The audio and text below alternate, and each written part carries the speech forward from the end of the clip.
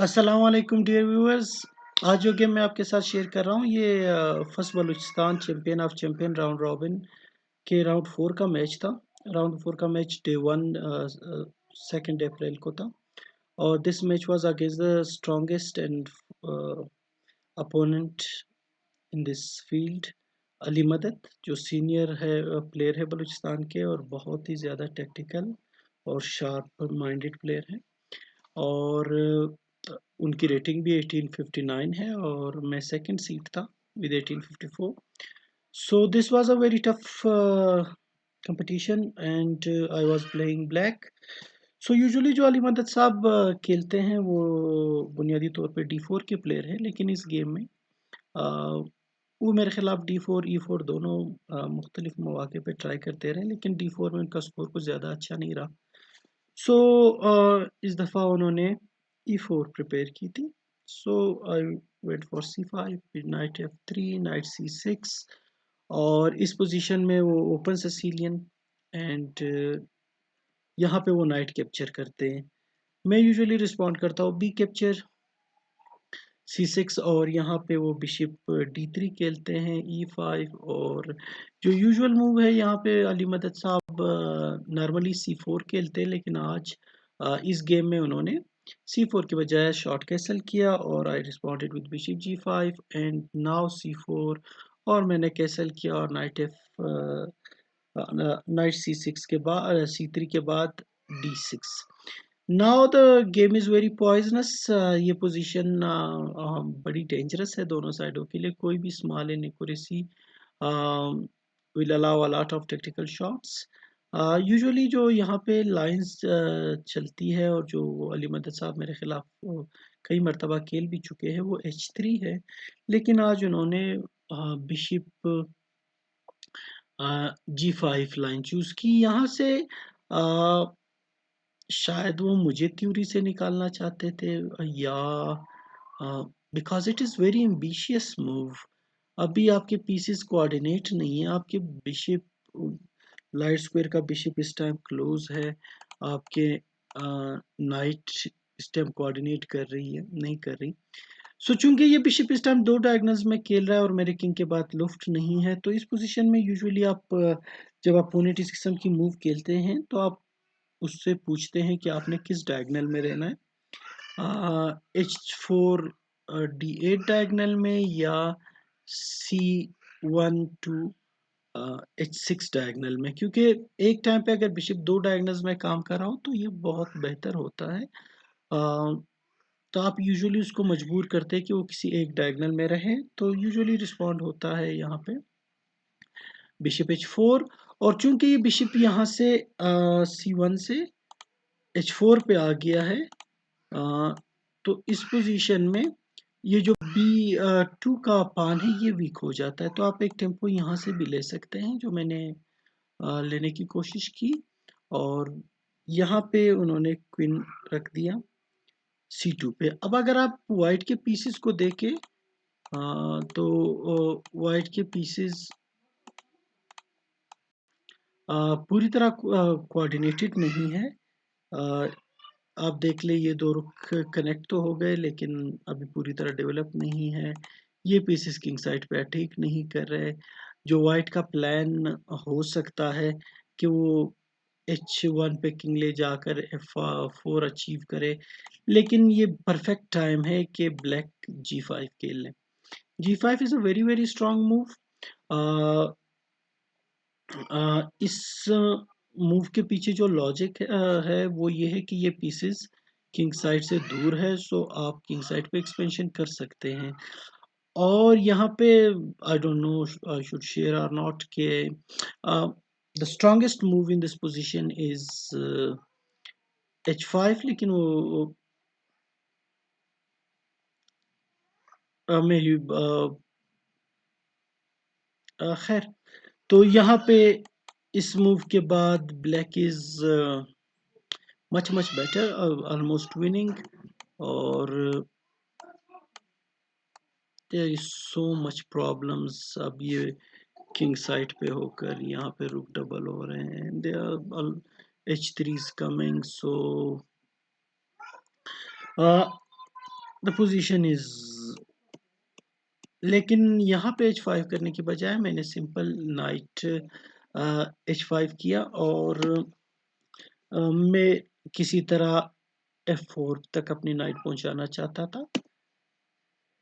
सो F4 पे आने के बाद रुक D1 और यहाँ पे एक टैक्टिकल शॉट C4 पान को हम प्रेशराइज किया, जिसको उन्होंने करेक्टली डिफेंड किया, और नाउ H5.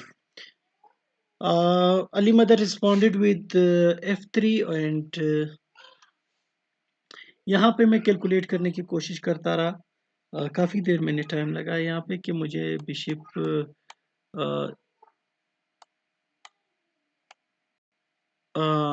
D4 खेलना चाहिए या H3.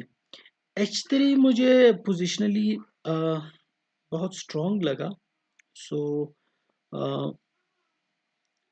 I opted for H3 और यहाँ पे मेरी नाइट बहुत स्ट्रॉन्ग बैठ गई है और परसिस्टेंटली इस स्क्वायर को अटैक कर रही है, और इस नाइट को यहाँ से उठाना आसान नहीं होगा क्योंकि कुछ ही देर में मेरा क्वीन यहाँ पे होगी और फिर इस रुक को कुर्बानी देने के लिए, या चाहे अगर वो बिशप से लेना चाहते हैं तो भी रुक को हटाना पड़ेगा और ये पान वीक हो जाएगा। सो इतना आसान नहीं है, 5-6 मूव चाहिए इस नाइट को यहाँ से हटाने के लिए। सो यहाँ पे उन्होंने D3 स्क्वायर को पहले प्रोटेक्ट किया, बिशप कैप्चर करने से पहले, एंड मैंने क्वीन F6 अब पान कैप्चर किया। मुझे हालांकि गेम के बाद अफजल मैंगल साहब ने पूछा भी कि वाई आपने अपने पान डबल क्यों करवाया, अपना पान स्ट्रक्चर क्यों तोड़वाया इस पोजीशन में। जो मेरा आइडिया था कि अगर मैं इमेजिन करूं, आप चेस में इमेजिनेशन काफ़ी ज़रूरी, बहुत ज़रूरी होती है। तो मैंने इस पोजीशन में इमेजिन किया कि अगर मेरे दोनों रुक यहाँ पे या यहाँ पे डबल हो और मेरा नाइट यहाँ पे पड़ा हुआ है, so how in earth can white do any sort of attack. Attack तो हो ही नहीं सकता वाइट की तरफ से, उसके सारे पीसेस पैसिव हो जाएंगे। इस वजह से मैंने अलाउ किया कि मेरे पान डबल होते हैं तो हो जाए। सो अगेन अली मदद ने रिस्पॉन्ड किया night E2 which is a mistake. आप मुझे टाइम दे रहे हैं डेवलपमेंट का, और यहाँ से फिर वही टेम्पो लेने वाली कोशिश कि 2 मूव पहले अगर आप देखें मेरा रुक यहाँ पे था और उनकी नाइट यहाँ पे आई थी। सो 2 मूव बाद मेरा रुक यहाँ से यहाँ पे आ गया है और उनकी नाइट वहीं पर है, यानी वाइट ने कोई मूव ही नहीं की है। यानी आप दोबारा देख लें, मैं आया D1, नाइट गया ये E2, रुक्स D7, तो एक तरह से टेम्पो गेन किया ब्लैक ने। और यहाँ पे चूंकि मैं रुक डबल कर रहा हूँ और पोजिशनल ग्रिप ब्लैक की इतनी स्ट्रांग है कि वाइट के लिए, अलाल्दो वाइट इज नॉट वर्स और एनीथिंग, लेकिन वाइट के लिए खेलना बहुत मुश्किल है, उनके पीसेस नहीं खेल पा रहे हैं। सो इस पोजीशन में अली मदद ने बिग ब्लंडर किया, उन्होंने क्वीन C3 चला, जिससे वही D3 E3 वाला स्क्वायर, वीक स्क्वायर पे मुझे दोबारा अटैक करने का मौका मिला, और नाउ वो कोलैप्स कर रहे हैं। यहाँ पे पान लेने से पहले बिशप, चूंकि मैं अब एक्सचेंज अप हूँ, so my pieces should play better. So यहाँ पे मैंने रुक डबल किए, बिशप पे अटैक है और रुक अनडिफेंडेड है, तो एफ पान कुछ भी नहीं कर पाएगा। तो आफ्टर दैट अल्दो में F4 पान ले भी सकता हूँ, लेकिन यहाँ पे मैंने इस तरह खेलना वो किया क्योंकि इसमें भी एक टेक्टिकल शॉट है। This F3 move is very poisonous, और जो उन्होंने मिस की, एंड देन अगेन आप रुक टेक्स D3 और आप क्वीन अनडिफेंडेड है, और उनके पास रुक लेने का टाइम नहीं है। तो नाउ वाइट एक्सचेंज डाउन है और वाइट की पोजीशन एक्सचेंज डाउन नहीं है, white is a piece down और पैसिव पोजीशन है और there is nothing left in the game. So Ali मदद resign in this position and it was a very very nice victory for me. और please like and subscribe the channel. Channel को subscribe करें ताकि अगली videos आपको बर वक्त मिल सके। Thank you so much. अल्लाह हाफिज।